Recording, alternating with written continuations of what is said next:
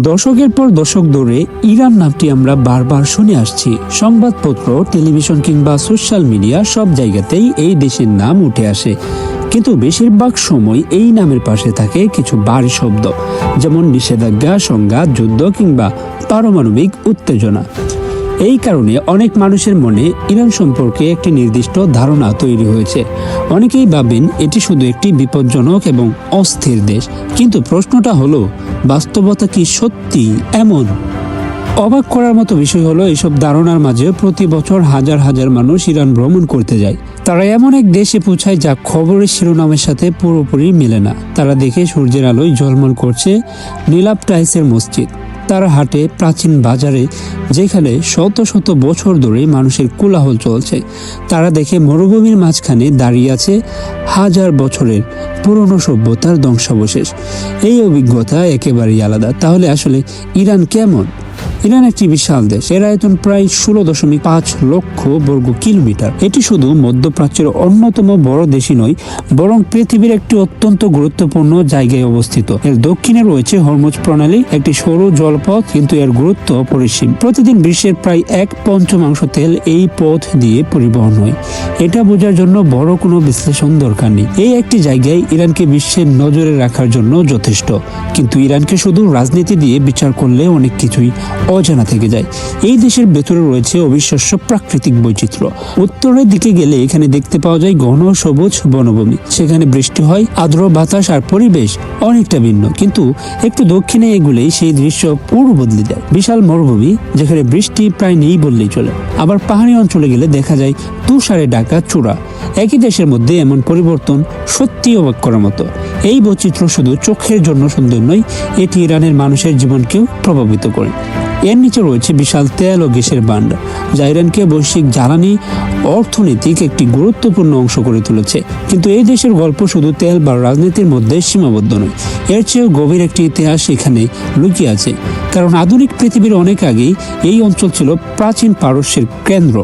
পারস্য ছিল বিশ্বের অন্যতম শক্তিশালী এবং প্রভাবশালী সভ্যতা। সেই সময় সিল্ক রোড নামে একটি গুরুত্বপূর্ণ বাণিজ্য পথ ছিল, যা দিয়ে বিভিন্ন দেশের ব্যবসায়ীরা চলাচল করতে। এই শহরগুলো শুধু বাণিজ্যের কেন্দ্রই ছিল না, এগুলো ছিল সংস্কৃতি, জ্ঞান এবং শিল্পের কেন্দ্র। রাজপথ তৈরি হয়েছিল যা দূরের শহরগুলোকে যুক্ত করেছিল। এর ভেতরে পার্সিপোলিসের মতো শহরগুলো ছিল সাম্রাজ্যের গর্ব এবং শক্তির প্রতীক। আজও সেই ইতিহাস হারিয়ে যায়নি। অনেক জায়গায় সেই পুরনো স্থাপনা এখনো দাঁড়িয়ে আছে। আর আশ্চর্যের বিষয় হলো, সেই জায়গাগুলোর আশেপাশে মানুষ এখনো বসবাস করে। তারা শুধু সেখানে থাকে না, তারা তাদের ঐতিহ্য ধরে রেখেছে। এবং সবচেয়ে গুরুত্বপূর্ণ বিষয়, তারা অতিথিদের খুব সম্মান করে। ইরানে আতিথেয়তা শুধু একটি অভ্যাস নয়, এটি একটি সংস্কৃতি, একটি মূল্যবোধ। অনেক ভ্রমণকারী বলেন, ইরানে গিয়ে তারা সবচেয়ে বেশি অবাক হয়েছেন মানুষের আচরণ দেখে। কারণ তারা ভেবেছিলেন একটি কঠিন এবং বিপজ্জনক দেশ দেখবেন, কিন্তু বাস্তবে তারা পেয়েছেন উষ্ণতা এবং আন্তরিকতা। ইরানকে বুঝতে হলে আমাদের শুধু সংবাদ দেখে বিচার করলে চলবে না। আমাদের এই দেশের ভেতরের জীবনকে দেখতে হবে, মানুষের গল্পগুলো জানতে হবে। এখানে একটি গুরুত্বপূর্ণ বিষয় আছে, এই দেশের নাম অনেক বছর ধরে পশ্চিমা বিশ্ব এই দেশকে পারস্য নামে চিনত। কিন্তু এখানকার মানুষ সবসময় নিজেদের দেশকে ইরান বলেই ডাকত।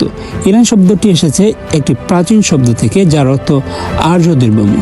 1935 সালে সরকার আন্তর্জাতিকভাবে এই নাম ব্যবহারের অনুরোধ জানায়। এরপর থেকে ইরান নামটি বিশ্বজুড়ে ব্যবহৃত হতে শুরু করে। আজও পারস্য শব্দটি ব্যবহার করা হয়, তবে সেটি মূলত ইতিহাস, সংস্কৃতি এবং ঐতিহ্য বোঝাতে। আর ইরান বোঝায় আধুনিক দেশকে। এই পার্থক্যটি খুবই গুরুত্বপূর্ণ, কারণ ইরানকে বুঝতে হলে আমাদের তার অতীত এবং বর্তমান দুটোই জানতে হবে। প্রাচীন পারস্য ছিল একটি শক্তিশালী সাম্রাজ্য। তারা শুধু যুদ্ধ করত না, তারা বাণিজ্য, প্রশাসন এবং সংস্কৃতিতেও উন্নত ছিল। তারা এমন একটি নেটওয়ার্ক তৈরি করেছিল যা বিভিন্ন অঞ্চলকে একসাথে যুক্ত করেছিল। কিন্তু এই একই অবস্থান আবার সমস্যাও তৈরি করে, কারণ এই অঞ্চল অনেক আক্রমণের শিকার হয়েছিল। আলেকজান্ডার দ্য গ্রেট থেকে শুরু করে আরব, তুর্কি এবং মঙ্গলদের মতো শক্তিশালী শক্তিগুলো এই অঞ্চলে আক্রমণ চালিয়েছে। প্রতিবারই ইতিহাস বদলেছে, কিন্তু ইরান কখনো পুরোপুরি হারিয়ে যায়নি। এটি বদলেছে কিন্তু টিকে থেকেছে। এই টিকে থাকার ইতিহাসই ইরানকে আলাদা করে, এবং এখানেই শেষ নয়, কারণ ইরানের গুরুত্ব শুধু স্থল বাকি নয়, সমুদ্রেও রয়েছে। এর দক্ষিণে রয়েছে পারস্য উপসাগর এবং হরমুজ প্রণালী।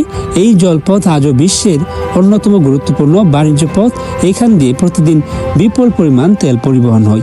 এই কারণে ইরানে যা ঘটে তা অনেক সময় বিশ্বের অন্য জায়গাতেও প্রভাব ফেলে। যখন দেশটি স্থিতিশীল থাকে তখন পুরো অঞ্চলে একটি ভারসাম্য থাকে, কিন্তু যখন উত্তেজনা বাড়ে তখন তার প্রভাব অনেক দূর পর্যন্ত ছড়িয়ে যায়।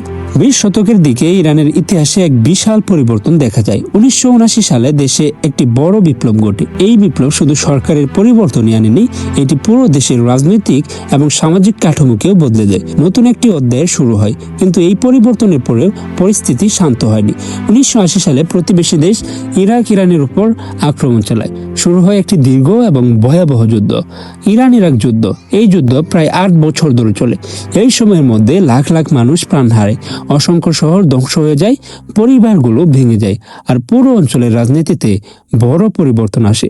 এই যুদ্ধের প্রভাব শুধু ইরান বা ইরাকেই সীমাবদ্ধ ছিল না, এটি পুরো মধ্যপ্রাচ্যের শক্তির ভারসাম্য বদলে দেয়। সময় পেরিয়ে গেলে উত্তেজনা পুরোপুরি শেষ হয়নি, বরং নতুনভাবে আবার উত্তেজনা তৈরি হয়েছে। 2026 সালে আবার উত্তেজনা শুরু হয়, যখন যুক্তরাষ্ট্র এবং ইসরায়েল ইরানের বিভিন্ন স্থানে বিমান হামলা চালায়। এটি ছিল অনেক বছরের মধ্যে সবচেয়ে বড় সরাসরি সংঘর্ষের একটি। এই ঘটনার পর আবার আশঙ্কা তৈরি হয় একটি বড় যুদ্ধের। কিন্তু এইসব উত্তেজনার মাঝে ইরানের মানুষ তাদের দৈনন্দিন জীবন চালিয়ে যায়, কারণ এই দেশে ইতিহাস কখনো হারিয়ে যায় না, এটি মানুষের জীবনের অংশ হয়ে থাকে। মানচিত্রে তাকালে আমরা বুঝতে পারি ইরান কতটা গুরুত্বপূর্ণ জায়গায় অবস্থিত। উত্তরে রয়েছে ক্যাস্পিয়ান সাগর, যা একটি বিশাল জলাশয় এবং বহু দেশের সাথে সংযোগ তৈরি করে। পশ্চিমে রয়েছে তুরস্ক এবং ইরাক, যেখানে বহু শতাব্দী ধরে বিভিন্ন সাম্রাজ্যের সীমান্ত ছিল। পূর্বে রয়েছে আফগানিস্তান এবং পাকিস্তান, যেখান দিয়ে একসময় সিল্ক রোডের বাণিজ্য চলত। কিন্তু এই ভৌগোলিক অবস্থান শুধু বাণিজ্য নয়, জলবায়ুকেও প্রভাবিত করে। ইরানের আবহাওয়া অত্যন্ত বৈচিত্র্যময়। উত্তরের দিকে গেলে দেখা যায় সবুজ বনভূমি, যেখানে নিয়মিত বৃষ্টি হয়। এই অঞ্চলটি দেশের অন্যান্য অংশের তুলনায় অনেক বেশি আর্দ্র এবং ঠান্ডা। কিন্তু পাহাড় পেরিয়ে যখন দেশের ভেতরের দিকে যাওয়া হয় তখন পরিবেশ পুরো বদলে যায়।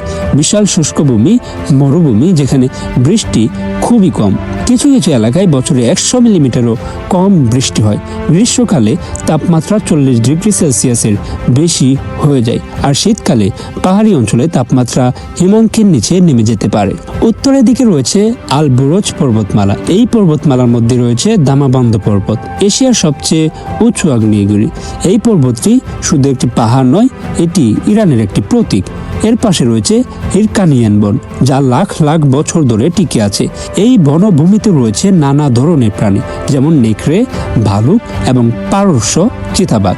এই সব জায়গা দেখে মনে হয় ইরান শুধু মরুভূমির দেশ নয়, এটি প্রকৃতির এক বিস্ময়।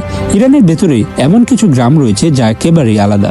কান্দোবান নামের একটি গ্রামে মানুষ পাথরের ভেতরে ঘর তৈরি করে থাকে।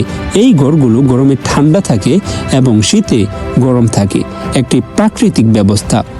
আবার মাসুলে নামের একটি পাহাড়ি গ্রামে এক বাড়ির ছাদি আর এক বাড়ির রাস্তা। এই গ্রামগুলোতে জীবন অনেক ধীরগতির। মানুষ এখানে প্রকৃতির সাথে মিলিয়ে জীবনযাপন করে, এবং এখানেও দেখা যায় ইরানের একটি বিশেষ দিক, আতিথেয়তা। ইরানের মানুষ অতিথিদের খুব সম্মান করে। তাদের একটি বিশেষ সামাজিক নিয়ম আছে, তারুফ। এটি এমন একটি আচরণ যেখানে মানুষ প্রথমে কিছু নিতে বা দিতে অস্বীকার করে, যা আসলে সৌজন্যের অংশ। এটি নতুন ভ্রমণকারীদের জন্য একটু অদ্ভুত লাগতে পারে, কিন্তু এটি তাদের সংস্কৃতির একটি গুরুত্বপূর্ণ অংশ। ইরানের সংস্কৃতি শুধু দৈনন্দিন জীবনে নয়, তাদের শিল্প এবং সিনেমাতেও দেখা যায়। ইরানি সিনেমা বিশ্বজুড়ে প্রশংসিত। এই সিনেমাগুলো সাধারণ গল্প দিয়ে মানুষের গভীর অনুভূতি তুলে ধরে। এগুলিতে দেখা যায় মানুষের জীবন, সংগ্রাম, স্বপ্ন এবং বাস্তবতা। ইরানের আরেকটি গুরুত্বপূর্ণ দিক হলো এর জনসংখ্যা। ইরান একটি তরুণ সমাজের দেশ। প্রায় অর্ধেক মানুষের বয়স এখানে 35 বছরের নিচে। এই তরুণ প্রজন্ম দেশটির ভবিষ্যৎ গড়ে তুলছে। তারা নতুন চিন্তা দিয়ে এগিয়ে যাচ্ছে, কিন্তু একই সাথে তারা তাদের ঐতিহ্য ধরে রাখছে। প্রতি বছর বসন্তকালে তারা উদযাপন করে নওরোজ, পারস্য নববর্ষ।